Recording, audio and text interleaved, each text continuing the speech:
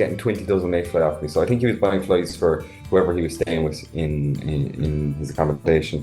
So it was fine. I had the 20 dozen flies, and normally they come with their box, and you have your box, and you count them out and obviously put them into their box, and then it comes to settling up.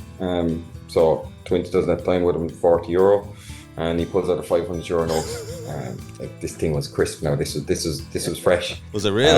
It was probably still warm coming off the press. I don't know to this day if he was chancing his arm, thinking I wouldn't have the change.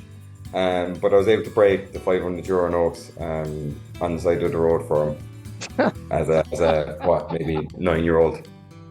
Hello and welcome to the Ireland on the Fly podcast about the people and places of fly fishing in Ireland. This week we're joined by Paul Molloy from Oughterard, whose family through generations living by the lake shore has been steeped in Irish fly fishing. And as a kid growing up, Paul tells us of the mayfly market where they would be selling mayflies by the dozen, and then as he got older how he got more and more into the fly tying side of things, even winning the All-Ireland Youths competition. We'll hear from Paul in a minute, but first, Tom, some good news from the Youths team once again. Yeah, good man, Dara. Yeah, fantastic news. Because you might remember the last year we had the guys on after the great 3 in a row win. Well, it's they've gone and done it. They've gone and won 4 in a row and won the fantastic. Won the Four Nations over in Grafham. From what I can hear, I have the results here in front of me. It went 30 degrees Celsius. It was all sunkline fishing, from what I can gather. You know, this is another thing that's great. Not a thing that Irish anglers Irish anglers would be used to. And the Irish team came out on top. They had 24 fish, and the nearest team to them was Scotland with 21 fish. England had 15, and Wales had 9. So yeah, just really good. At shout out to all the guys in the team, the coaches, everybody behind it. It's just absolutely. When I heard it yesterday, I was just really taken aback. It's just a great achievement and great stuff. Was Dennis involved again? Yeah, Dennis was involved, and Julie. Oh, well done. Dennis and Julie. Yeah. So the Irish Youths are the Man City of fly fishing, and Dennis is the Pep Guardiola. Is that right? There's the Pep Guardiola. Well, hold on. I think Julie's the Pep Guardiola. Julie's the Pep. Sorry, Julie. Is Julie the Pep Guardiola? Hold on now. See that thing. There's Pep Guardiola. Who were Etihad then? Who were pumping it? Who were pumping the millions then? I don't think. Oh no. I don't. No. There's no Etihad. There's no Etihad. No. Like with achievement, they really are matching them. Yeah, 4 in a row. That's just phenomenal. Phenomenal. Well done, as that. And I remember actually when we spoke about it last year. Remember, all the pressure's on now. 3 in a row. Can they go? Yeah. Keep it going. Jesus, 4 in a row. That's incredible. Yeah, absolutely. Well Fair done. play to them. Fair play to them. Well done. But bad news as well, which is quite incredible to talk about. Another fish killed. Just news came through there earlier on the week. Fish kill in the Oughterard River. Particularly after the one, was it a week or 2 ago now? Yeah. Down south, and now this happened again. It's just, again, I use the word, but I'm not using it all too frequently. They're depressing. Well, it's like, and 2,000 fish, and that would be a small enough river. Like, so it's, I remember it was Peter Driver's newsletter during the week. He was writing about it because he fished it. He's obviously a South Wicklow man, and he would have. It's up his neck of the woods. Yeah, knew it well. Fished it. Just so depressing. Okay, an investigation is ongoing, but it's kind of like. What's the point of the investigations and the consequences when there's no, you just kind of like, where's the real comeback for, when this happens and when they get away with it? Well, not get away with it, but if the penalties aren't, if it's a slap on the wrist, it's just a slap in the back of the hand. And we go on about kind of the environment nowadays and sustainability, and it's not like there's no awareness of it nowadays. This is what drives me mad. Like, it's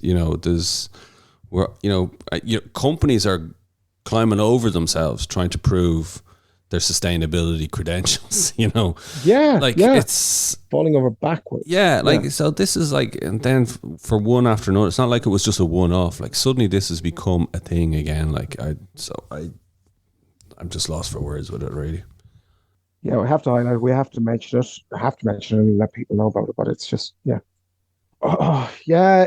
And I think you touched on it there and brought it up as well. I mean, these things happen, yeah, but like they're less likely to happen if people get punished rightly for them. That's all I'll say. Like somebody's responsible for it. It's somebody's job is for whatever it happened, how it happened. The book stops with somebody somewhere. Yeah. And we'd like to see consequences and actions around it. So look, all we can hope for is no more news on that front. For the rest of the season. So fingers crossed for that. Come here, back to the fishing. You were out in Corrib. World Cup's on. Oh, sorry, yes. Yes. Yeah, World Cup's on. I fished my heat yesterday, so you're hearing this. Yeah, I fished my heat Wednesday. I bombed miserably. Great day out with Paul Molloy from Cork and Jimmy Molloy. Actually, who's originally from Borshing. Who's related to Paul. Was the boatman. We had a great day. Just didn't happen. That was it. Paul, fair play to Paul. Paul got through. He got one good fish. That's all through. But that's it. That's it for another year for me. So back in Corrib, and I was thinking because it has slowed down a bit, and I heard somebody saying to Mark Keating, there's getting a coffee. I'm not going on. It's fishing waiting. Oh God! Don't believe a word of them. I'm going to go. Then I was sort of thinking, I said it's fishing waiting. Then I was sort of thinking, but anyway, so I was sort of going, it definitely has slowed down. The lake needs water. Without a doubt, the lake needs water. We were having crap weather, okay? We're having no summer at all, but we're not having rain. Yes, it's very true. The lake is it's gas. The lake is as low as, nearly some of the lowest I've ever seen it. But, it's been mad. And then today happens, and fantastic day. I could not put my finger on it. Pulling wets all day, just like wet fly fishing a bowl, bang, bang, bang. Yeah, it's just great fishing. So, you just never know. Take a chance. There was only saw a couple more boats out for some reason. There was great conditions. It was a day you could dive for. But I had that last week as well. Were great conditions, right? And the fish weren't on. For some reason, they were on today. Each day, you just can't tell. So the more you can be out, you'll just happen to. Oh, you can be out. You'll be timing it, which as I've discovered with my mullet fishing expeditions. Dara's mullet sagas continue. It was a trilogy. So it's gone beyond. What's after a trilogy? I don't know. A quad. The never-ending story. I think is the quadrology. It's quadrology. Quadrology. Yeah. So the mullet quadrology. The never-ending story continues. So I go down to. To Waterford with Jason O'Riordan. Jason sends me pictures of mullet being caught all the time, and so I go down, and every time, and he does that, doesn't he? But then it's flat calm. It's beautiful conditions, right? Perfect mullet conditions. And I drive down and I get out of the car and the wind starts blowing. Literally, Jason was telling me, I met him today at lunchtime, and said he was down there this morning and it was flat calm. I literally meet him in the car park at lunchtime and the wind starts blowing. Trees start bending. The sand grass starts, your eyes, the sand gets into your eyes. I think it's literally going to be, like I said, Jason, I'll be ringing and be like, fuck off, I'm not available. You'll just be bringing the bad weather with you. So it was actually, do you know what, today now it wasn't as bad as the last time, but there was fish around. They just weren't taken. Now Jason got one probably around £1, but there was fish around. But I can understand now the frustration of mullet fishing. You're casting. Are they following you? Oh, you're getting follows. Yeah. Oh, you're casting. You're seeing the fish are just swimming around you. Yeah. And you're casting, and just for whatever reason. Well, actually, I do know the reason. My incompetency, I'm sure. But for whatever reason, they just weren't taken, and you're literally casting there. You got a couple of small ones though, did you? Yeah, the juvies. I don't. I don't count. you know when you go, bloody juve, get off the fly, get off. Could you not say it's a mullet? No. Yeah, but it's it's an underage mullet, you know what I mean? It doesn't count. So it's you're just casting, and you're seeing them feeding, and there was some fabulous fish. One stage near the end of the session, tick lip Jason reckoned they were like 5, 6, 7 pound plus, like, and they're just swimming there, and you're casting, and it turns, looks, follows you for a bit, and then just heads off. And it's just like, but I can see why. Only you had something that would just make them switch take. And then Jason said to me, and then other days you go and they're just, they're on it, and that's it. But again, we're talking about opportunities, windows, and that was it. So incrementally I'm getting there. So now that I've got the follows, so now the next is the take. The quintology. Is it? I've lost count. I'll be losing count. So they look, hopefully. No, seriously, more you go, it's going to happen. It will happen. One of these days, I won't bring the wind with me, so I'll be happy. Dara the wind, Jonah. Yeah. Anybody wants some wind? I'll be there. No, I could have done with you up here some days. Actually, get you up here now. You're due up. I know.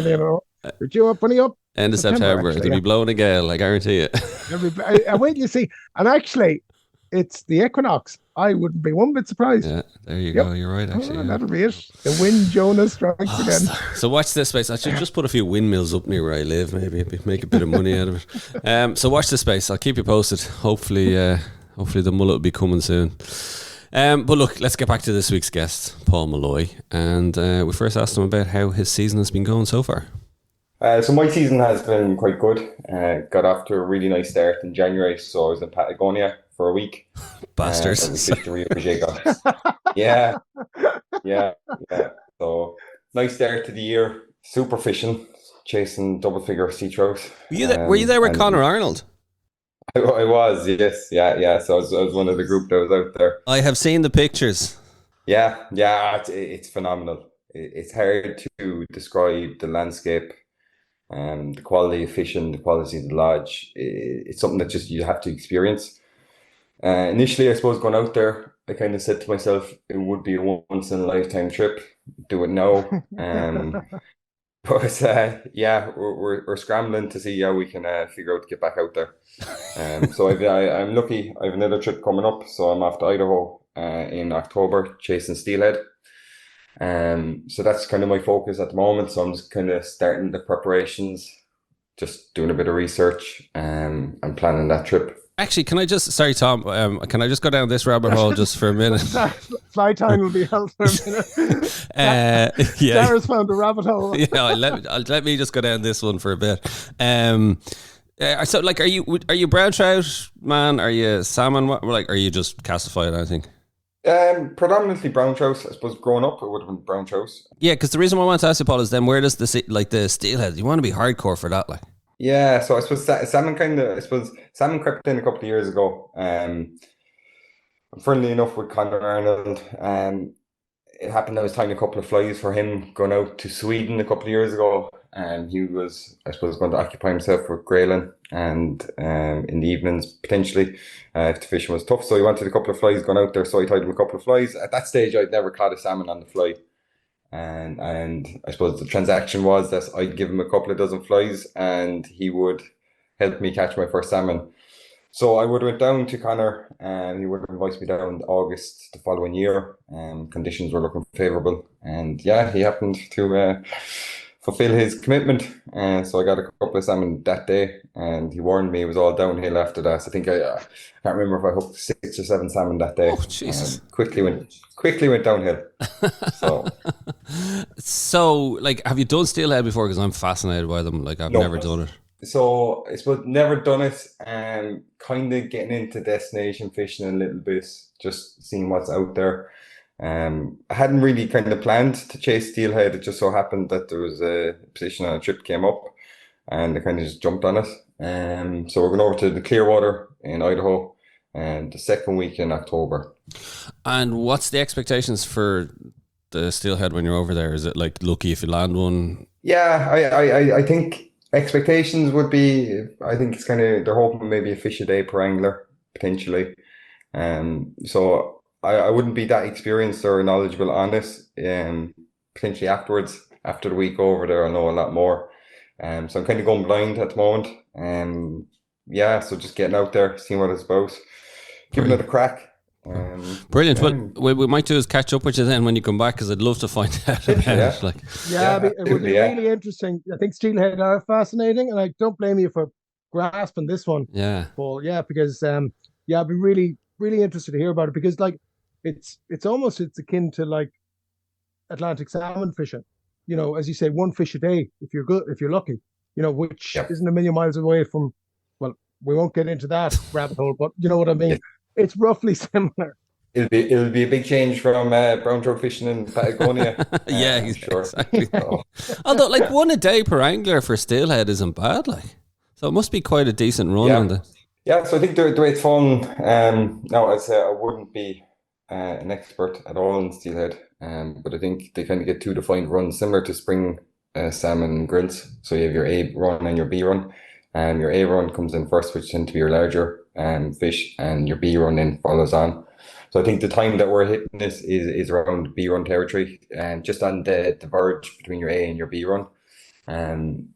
So yeah, hopefully we'll bump into a few, and hope it'd be nice to get a couple on the bank. Yeah, that would definitely. Is it all Irish lads gone over?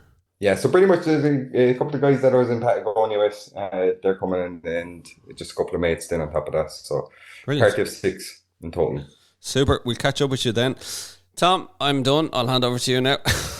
Yeah, well, I'm very glad that Paul forgot to mention one thing at this year was when we were fishing together in our hospice competition, Carnamona, and Paul gave me a good pasting on dry flies, on his own dry. Everyone gets lucky once, Tom. No. Yeah, and you had a couple of good fish that day as well, didn't you? Yeah, it was an enjoyable day. It was really, I think everything just aligned, Tom, that day. We had a rice start to the mayfly, fish were looking up. Fish were going, got a couple. Yeah, I one as well, but very interesting for 2 fly towers. We were chopped bought flies, but we won't elaborate. Can't say that. Paul, one of the reasons I want to get you on, I mean, a lot of people might know this, but years ago, I think it's over 20 years ago now, Taffy started a youth fly tying competition, All Ireland youth fly tying competition.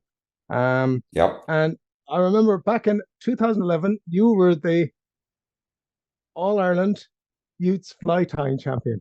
I remember that. Yeah, I remember you tying back then. I remember you coming in as a young whippersnapper from Oughterard, a 12, 13-year-old. You won the under 16 one as well, but it was nice. It was great to see you win the All Ireland individual one. Yeah, no, definitely. That was in Mallow that year, from what I can remember. So I suppose flight time's always been there, Tom. Coming from or growing up in Oughterard, fishing was kind of just part and parcel of the area. As you know, Oughterard is steeped in angling tradition, and I suppose growing up there, you had no choice but to participate at some capacity at some stage along the way.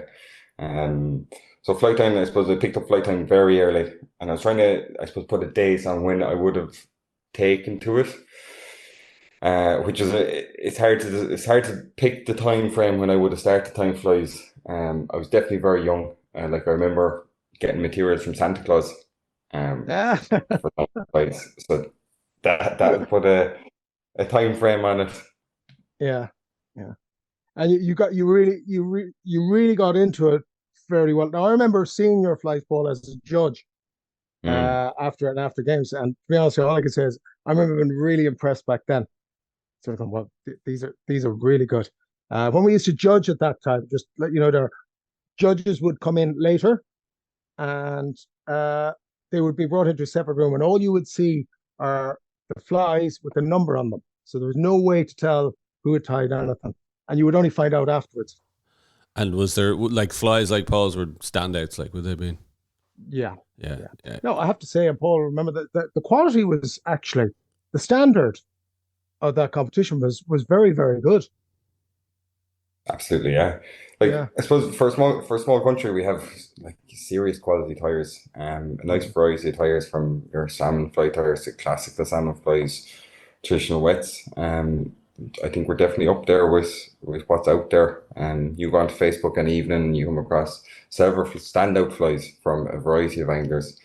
I suppose it is nice. It's a great place to get inspiration. There's a lot of really talented guys in there that time flies and willing to share. Like fly tying it's a niche, really. It's a niche within our sport. So a lot of guys angle or trout fishing, and fly tying on top of it's another layer of, I suppose, to be a good trout angler, you probably need to be able to tie flies in some capacity. But yeah, it's impressive what we can do, or what is being done. And tell me, Paul, I was just wondering, sorry, did it come from the family in terms of the fly tying? Like where were you shown? Who showed you? I come from a place, a little townland called Bershon, which is about a mile from Oughterard village. It's on the shore of Lough Corrib. We actually have a holiday home. It's famous in Corrib circles. Yeah. Yeah. So we have a holiday home that I suppose was always quite busy with anglers, traveling anglers, and a lot of the guys would have brought materials with them to tie flies in the evenings, didn't have particular flies. So that was always kind of there and it was rubbing off, and you'd be meeting these guys and they'd be telling you about flies, they might be giving you flies, they might be sitting down with you and tying a couple of flies at a very early age. So that kind of continued on to getting advice, getting the materials, tying myself, and then showing off and getting feedback. And I was lucky. I had a lot of people willing to share information very early. So it definitely brought me on, getting exposure to a variety of patterns. And a lot of these guys were coming from abroad, so it wasn't necessarily just Irish anglers. So you're getting different styles of flies, what was working, different dry flies, so all that kind of weighed into, I suppose, how I think about tying flies today. Would have been social media was on the go back in 2011. How much did that play a part in, trying to think, was Davy McPhail on the go when you were starting off? Or Davy was, what did yeah. you do? Yeah, was he? Yeah.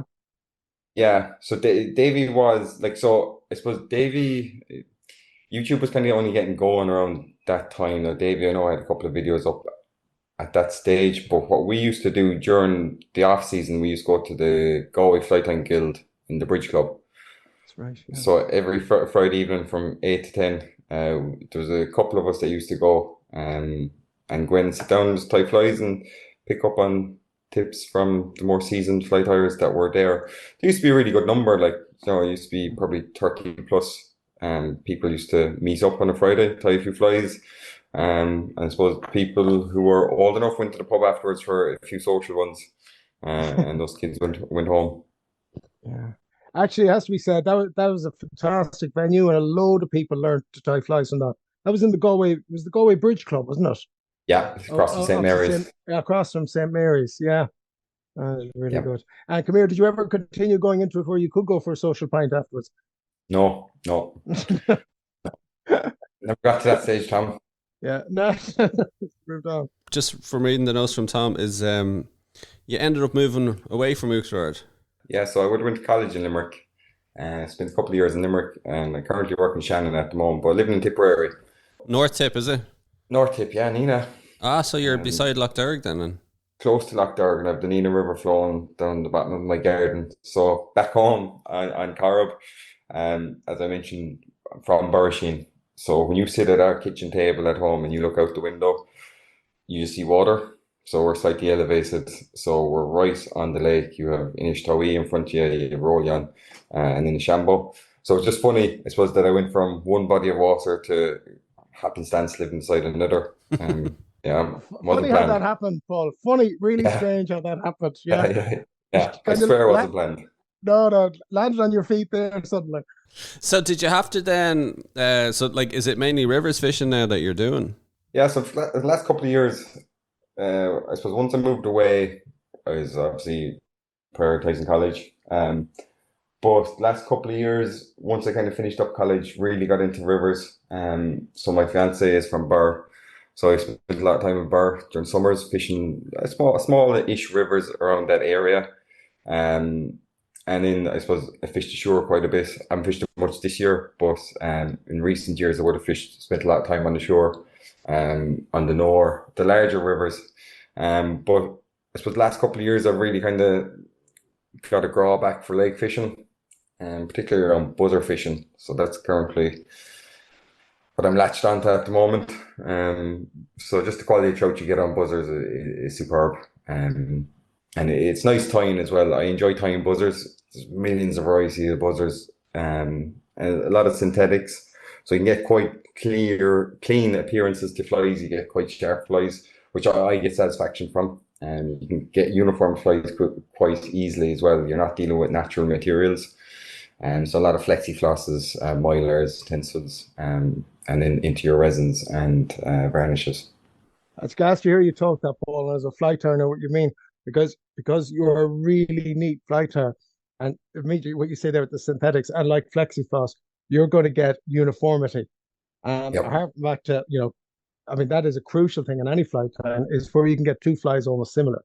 I know what you Yeah, mean. I mean, yeah, you like that with 100%. flexifloss. You can get that too. I suppose it's more difficult to get that with traditional wets Yeah. and dries, but definitely, I suppose it's similar. I would have tied a lot of perdigons as well for my river fishing. So there Mm. is a bit of crossover. You're dealing with resins, synthetics as well. So you Do you get enjoy quite a tying? nice. Yeah. Do you enjoy tying perdigons? I do, yeah, yeah. So Yeah.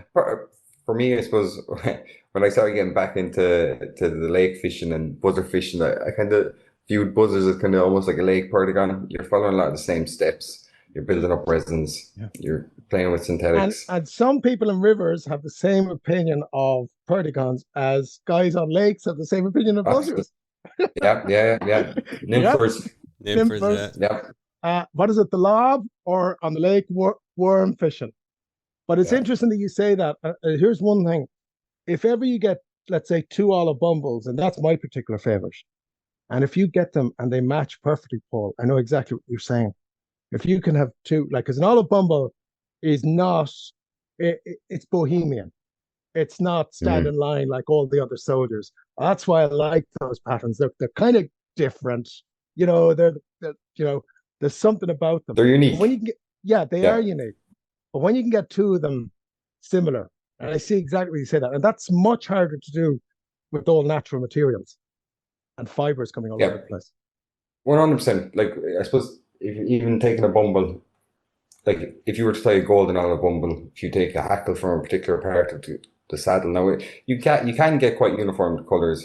Mm. So obviously you'd be dyeing over quite a dull tone, so you'd be dyeing over a white.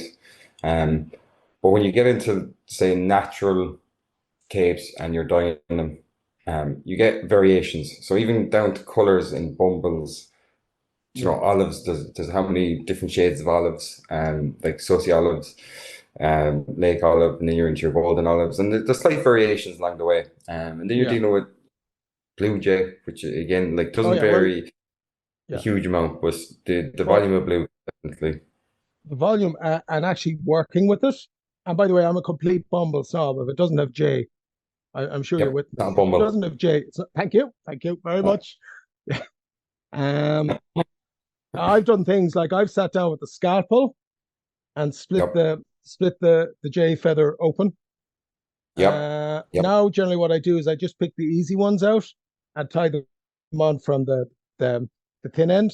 Yeah, that's kind of yep. cheating because yeah, Yeah, so I suppose when I'm tying my bumble Sam, I tie everything forward with jungle, or sorry, with yeah. the blue jay, and Mhm. then get the hair dryer to it just as you're tying it off. So you'll palm your hackle, you bring up your rib, and just before you bring your thread, move your thread forward to in front of the blue jay. Get a hair dryer and blow it all back. Get it sit back, and then you have a nice neat area to work in for Mm. your head. Yeah, yeah. Nice one. Nice one. I haven't tried that one for a while. I might go back to it because I'm running out of easy feathers. There, I know that's something to do this evening, Tom. Maybe not this evening. Can I ask actually, Paul? It's interesting. Just you were saying that you prefer, say, tying the buzzers because of the synthetics, and just as me as a non-fly tyer, just looking at say the olive bumble that Tom's looking, the wets, the naturals, they're a prettier fly. So aesthetically, is it more that the functionality of the buzzers and the perdigons appeals to you as opposed to maybe the aesthetics of it, or? No, I think for me with buzzers, understanding the material, what you can get from the material, I think it's important. Joe, simple things like flexifloss. So where I get my satisfaction when I open my box of buzzers, I like to think they're all fairly similar. There's no major variation. The colors will obviously vary depending on what I'm tying, but the style is the same. And you can only really achieve that by using the same materials in different colors. So understanding the materials, so flexifloss, it's in the hint is in the name. It flexes, so you can stretch it. It's quite a durable material, and it's understanding how to use that to um, maximize that material, get what you want from it. So like applying pressure in certain areas. There's a kind of a nice logic flow to tying a buzzer, and then you have your flexiglass cheeks. But I suppose what I was trying to allude to was around mylars, like putting colors underneath them, you can get a big variation. So when the light hits, so I'd be a big fan of a holographic, red holographic underneath, not mylar, the mirage. So when the light hits it in a certain way, you'll get just a kind of red hue off it. And likewise, you can change that. You can put a green holographic tinsel under it. You'll get a greenish hue.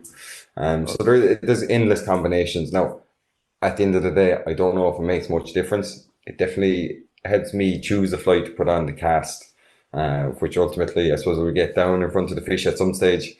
But I don't know if there are any better fish catchers than your bog standard buzzer. But if you're catching them, you're very happy. Yeah, exactly. Right choice. 100%. Yeah. Yeah. That's the plan. I think it's easier to obtain good quality synthetics as well, which is always a plus. Natural materials by their nature vary. So you're buying a pig in a poke when you're buying stuff online a lot of the time. Certain things are fine to buy online. When you're getting into expensive hackles, you can't be getting them in your hand looking for what you want from that hackle. And looking for the coloration, looking for, like, particularly when it comes to natural colors, dyed, you will get away a little bit with dyed materials because there is that uniformity. But when you're dealing with like natural grizzles or crees or badgers, like trying to obtain a silver badger is a good genetic silver badger for dry flies is very difficult. Like Mets have some really nice colorations, but I don't know, I haven't come across a really nice silver whiting saddle. Yes, I've been looking, but I haven't found one. And that's what you've got to do, isn't it, Paul? You've got to look. Yeah. You won't click buy on an online site. No, you've got to look. You learn fairly quickly. So I like this. Been searching for a silver badger, nice silver badger, for a couple of years now, and like I purchased a couple online, thinking that I was getting what I was looking for. So I have a lot of golden badger now. If anyone's looking one man's silver is another man's golden. Yeah. Just quick one there. You also were involved in the mayfly market in Oughterard as a kid. Yeah. Yep. Would you explain that to people, please? Yeah. So I suppose Corrib mayfly season for every angler is big part of their year, big part of their season. They always look forward to it. In Oughterard, the area would be renowned for tourist anglers, as I kind of mentioned. They come from far and wide. They stay in a lot of B&Bs, holiday homes. It seems to congregate in Oughterard. I think there's a good social aspect to that in Oughterard, a lot of nice pubs as well. So I suppose growing up, there was always the demand for dappers looking for live mayfly. And before they go out, they'd always purchase a couple of dozen, whatever, and the kids would sell them. So the mayfly market happens, I suppose, really in the square in Oughterard outside Lake Hotel, where kids would collect mayfly the evening before, and they go congregate in the square and they sell the mayfly to the tourist anglers. Now, I was slightly different. Being from Burrasheen, we were on the shore, and the Glen, I suppose, road itself would have a lot of holiday homes. So anglers would stay on the Glen shore. So we'd always sell flies outside our house. So our house is on that road. So yeah, but like if you were to drive that road in May back early 2000s, you would have come across a number of kids or us selling flies on the side of the road in little boxes. So sitting out there before school, waiting for anglers to pull up. And how much were they going for? €2 a dozen. When the currency changed, prior to that, it was £1 a dozen. So we'd go out the evening before, collect as much as you could, and then you'd sell them. So a lot of the times you'd have orders. You'd have guys that come back year on year, or if they're there for a week, they'll kind of have a chat with you, first day they're down, he'd say, listen, I'll be back tomorrow for 10 dozen, and I'll need 10 dozen every day this week. And Or would you you just, you'd get an order like that? Somebody would say, "What, 10 dozen for the next 6 mornings?" yeah, yeah.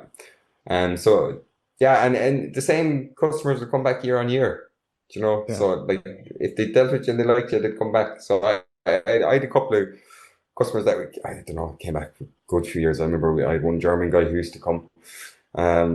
Used to come down. He didn't even dap, but every morning he'd take 10 dozen mayflies off me for 2 weeks, 14 days in the truss. And what he used to do was he would go and he'd find a sheltered corner of an island or a peninsula, and he'd start his own hatch. Yeah, so No. he'd trickle out his mayfly, and Yeah. eventually he'd get a fish up on him, and then he said he might only take 3 or 4 casts the full day, but that was what he got from fishing. That's what he enjoyed doing. Yeah. So yeah, it's an interesting way of starting a hatch. Each to their own. Yeah. It's funny actually. Other places, kids have the lemonade stands, but in Oughterard it's the mayfly stands, which are €2 a It was dozen. big business. Yeah.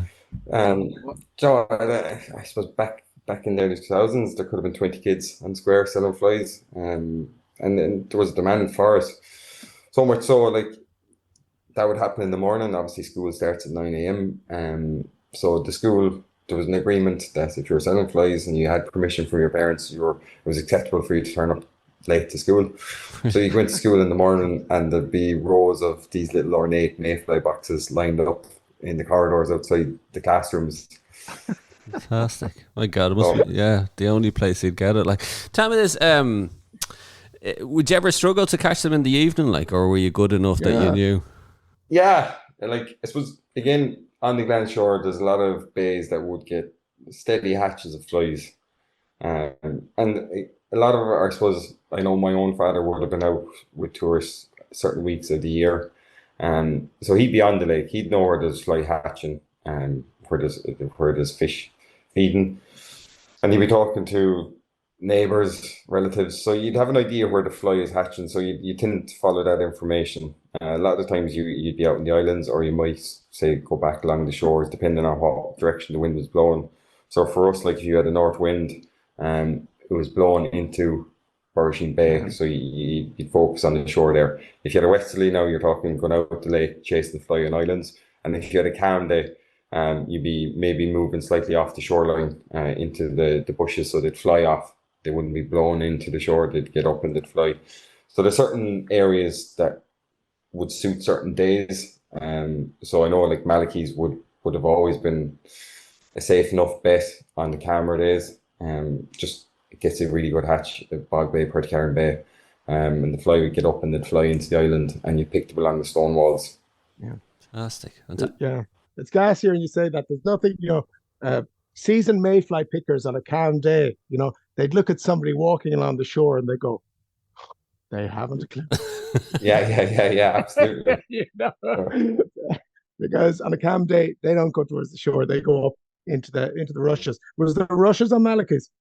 There was rushes on along the shore, so there's I suppose a break between the shoreline and the walls, maybe 50 yards. But we used to get a lot of mayfly in Burrishing, Tom, going back through the years. I'm not sure what the hatches are like now. But you must have loved the north wind. You must have loved the north wind, so yeah, that was the money getting blown into you. Money blowing in. You see, counting them by the dozen. There's €2 gone by the window. Like, we used to get flies on the gable of the house. That's you wouldn't even have to go to the shore at times, or you wouldn't even have to look that hard. That you get them that land on the house. What was this about a €500 note?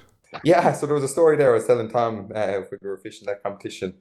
So back in 2002, when the currency changed, I suppose we were just doing business as normal. We changed the price from £1 a dozen up to €2 a dozen. And I had that's some jump now. In fairness, I don't think exchange rate now was that, but anyway, what was it, 1 to 1.27? Something like that. But anyway, go on. I had this guy. I can't remember where he's from, but he pulled up. He wasn't the local, so and he was getting 20 dozen mayfly off me. So I think he was buying flies for whoever he was staying with in his accommodation.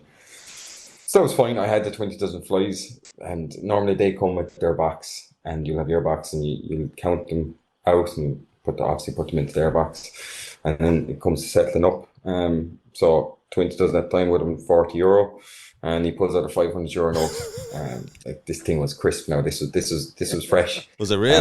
It was probably still warm coming off the press, and I don't know to this day if he was chancing his arm, thinking I wouldn't have the change. But I was able to break the €500 note on the side of the road for him as a what, maybe 9-year-old. I was going to say, what kind of 9-year-old deals with €500 change? How much money were you really making from the mayflies?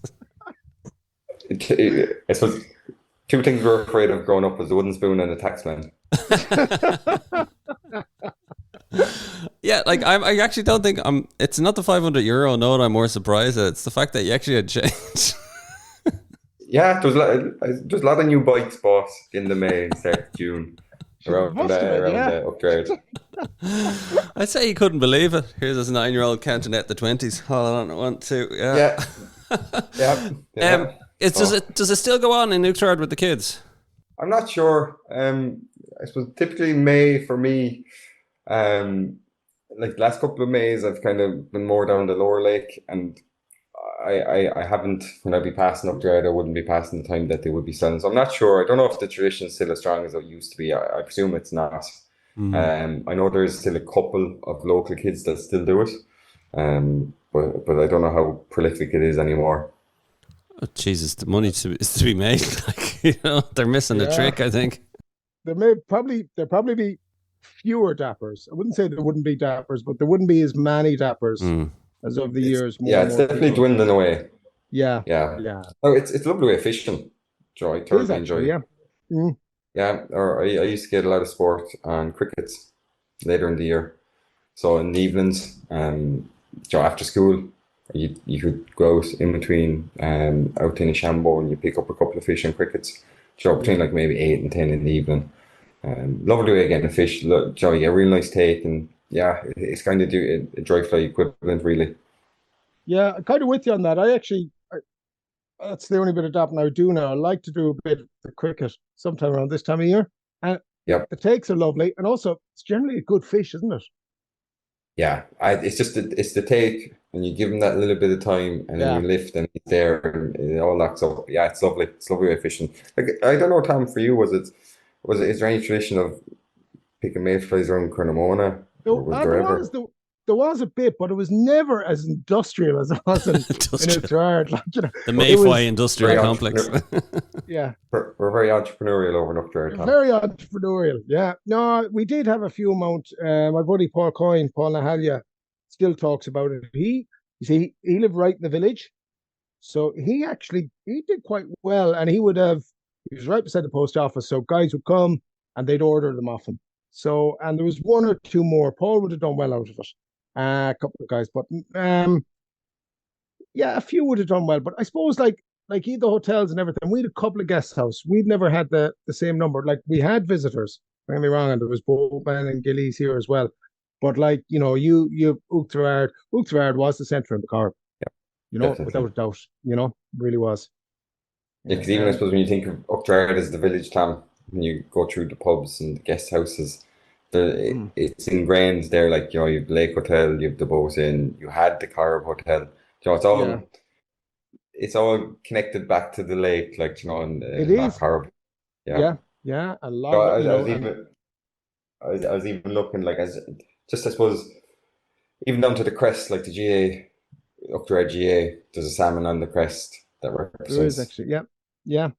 Corrib crest has water, jaw for representing the Corrib, so it is very ingrained there. I know you're not a million miles from it, Paul. Do you get back to fishing much?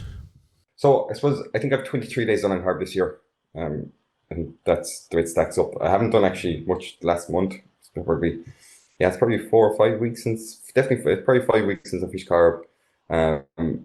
At the time I was out, there's still a good hatch of mayfly. The last couple of times now, it was probably towards the end of May, but there was still a couple of fish that were obliging to them.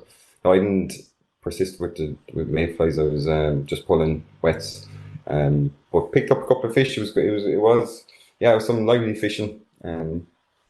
So I try to get back there maybe once every 2 weeks if I can at all. Asha, you're still So still busy on it. Like, yeah, like, is it the Lochs is still has your heart? Like, in a way, it has definitely. Last couple of years, as I say, I kind of done river fishing, but there is something about Lough Corrib, like, I was like, it just Yeah. keeps particularly, I suppose, it's a nice way to start the season.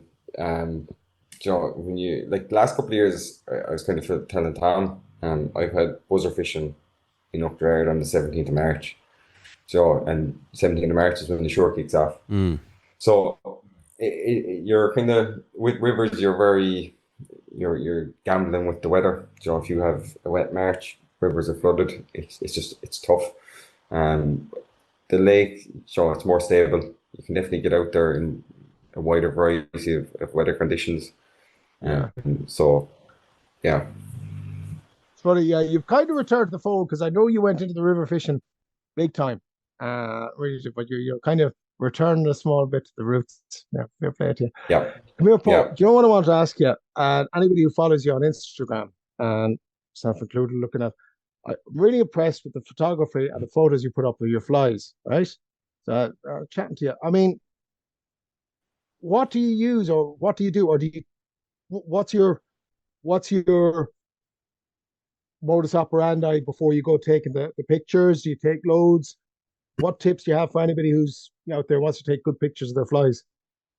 So the biggest thing, I suppose, when it comes to photography now, and I am by no means a photography expert. I'm chancing my arm completely with it. But I suppose what I do is control the variables where you can. And photography is the biggest part of photography is getting the lighting right.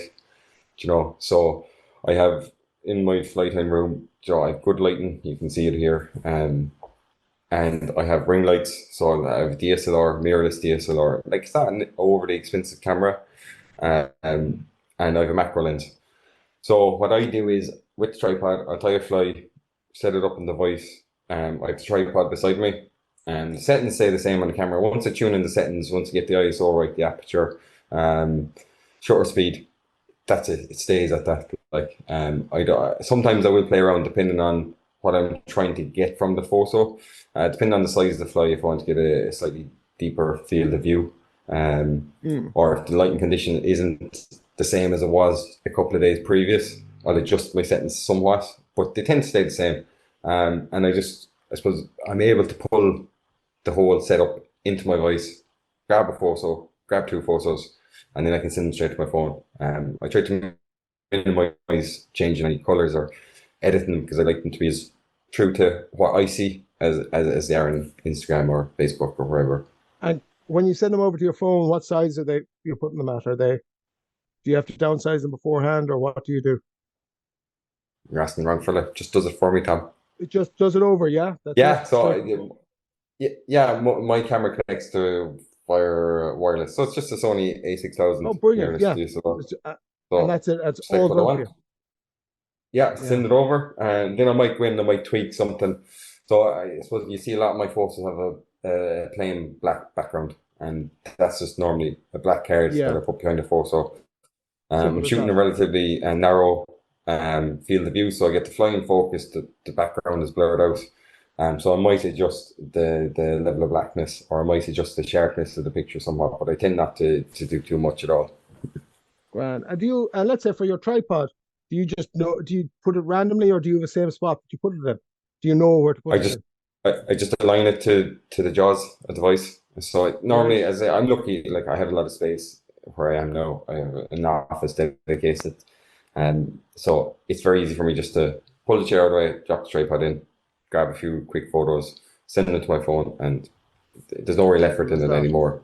by the sounds of it, your camera's all set up for fly tying only. You're not one of those when you go out fishing, you've got all the gear strapped around you and you're like trying to take all the perfect picture of the fish and all this kind of stuff. Like, No, all my fishing photos will be taken on just my yeah, iPhone. It's yeah, very unusual I bring a camera with me. I might do on certain days if I wanted to get something in particular.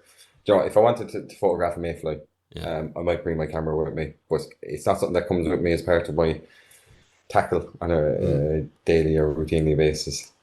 Because I suppose a lot of time you'd find, it kind of gets in the way of the fishing, doesn't it? Like you're kind of thinking so much, I have to get the photo, I have to get the picture. It's like I've said to you, Tom, like I've often, Paul, like when I've gone fishing, dabbled with, should I bring the mics, the wireless mics, clip it on? And, and I was just like, no, I just want to fish. Like I just, don't want to be thinking of. It's a distraction. Yeah, just, because when you're fishing, is, that's when you want to just fish. Like I've done it a few times when I had to get photos for articles and things, and it's a real pain. Yeah. It really is. It does interfere with your fishing. You want to set aside, really what you do want to set aside is an hour, hopefully with the something, and then just put it away. Yeah. Put it away. And, but this idea of going down, I agree with you totally, Paul. Just bring your iPhone. It's grand. You get a shot and you want to. Normally what I find is like if you go out with a plan to get a photo, it doesn't play out. Yeah. It's like if you want to get a nice photo of a fish or you want a nice backdrop, it just doesn't happen. You just kind of go with the flow, and normally on a day's fishing. Yeah. Just go with it, yeah. Yeah, dead right. Although we have a full day recorded of myself and Dara. Oh, gee, that's right. That's unbroadcastable, Tom. I tell you. But see, the problem with that, Tom, is the amount of editing. So what we did, Paul, was I had these new mics and I wanted to check them out. So I just clipped them on. So we forgot about them and we recorded for probably about 4 hours. Now, the chances of me going back, listening to those 4 hours and editing them and putting them together in some kind of sense, I definitely don't have the time or the will or the inclination. I could just take a chance and just play it the 4 hours unedited. No. I think I'd need a good lawyer. I'd need a good lawyer to do that. Like, no, what you would do is, I think, Tom, if we were doing it, is you just go, right, we're going to do this for the next hour, right? We're now recording, so at least then it's tightened up. But just fish, that's my attitude. Just fish. I think it's time for the last question, Tom. We ask everybody who's a guest on this show, what is their most memorable fish on the fly? It's a tough question. It definitely got the cogs turning throughout today, trying to think of one in particular. You have all these, I suppose, your first lake fish or the first fish you catch on your own fly, and first fish you catch on a certain technique. So I spent a lot of time pondering. But for me, probably the most standout one would have been last year on the Orkla in Norway. Just given, I suppose, the circumstances around salmon recently and what's going on over in Norway. So I was over fishing the Orkla last June in tough conditions. I think there was fewer fish around than normal, following the same trend as this year, I suppose. But weather conditions were tough. It was really warm. River was quite low. But I suppose on the third day I managed to get into a nice pool and happened to come across, I suppose, my first Norwegian salmon. For me, that's probably a standout fish, definitely.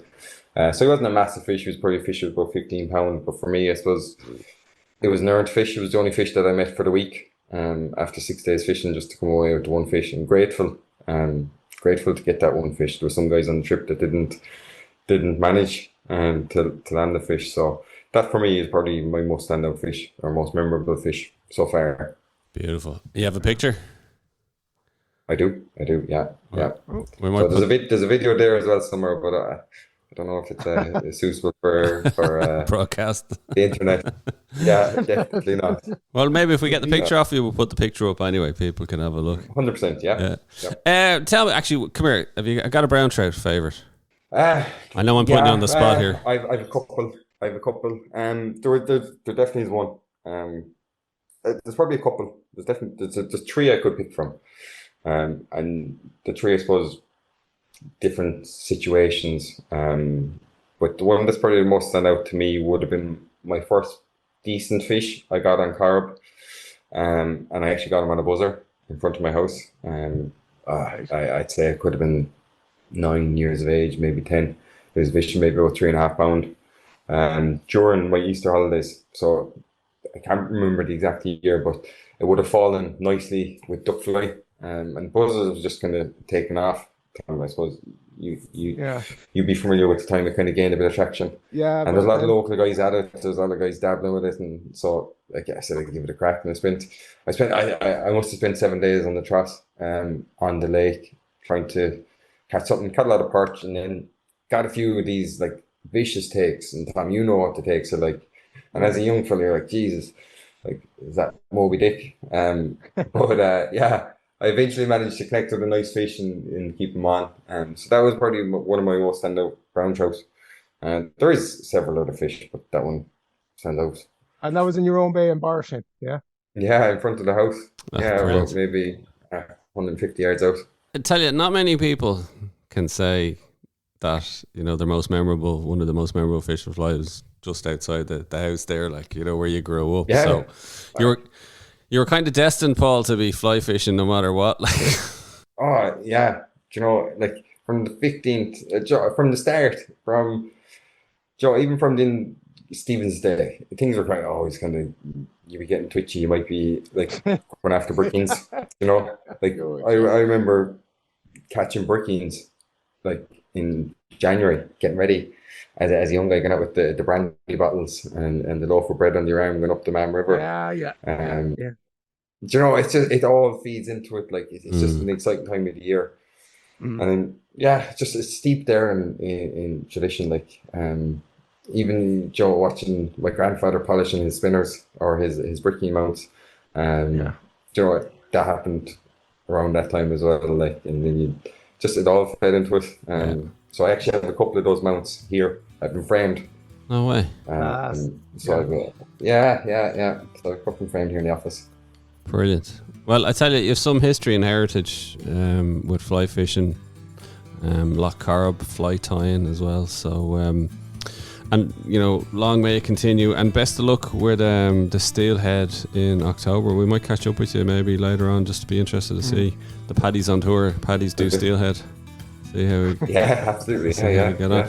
Paul Molloy, thanks again for joining us. And just actually before we go, if people want to follow you Instagram, what's the handle? It's just Paul Molloy, I think. Yeah, Paul Molloy. Yeah, so and we're checking out brilliant photos, brilliant flies there as well. So that'll be brilliant. Paul, thanks a million for joining us. Thanks very much, Dara. Thanks, Tom. Our thanks to Paul for joining us on the show. And don't forget to rate, review, and follow the Ireland on the Fly podcast on Apple, Spotify, or wherever you get your podcasts from. Plus, you can keep up to date on IrelandOnTheFly.com as well as on Instagram. And myself and Tom will be back with another episode about the people and places of fly fishing in Ireland.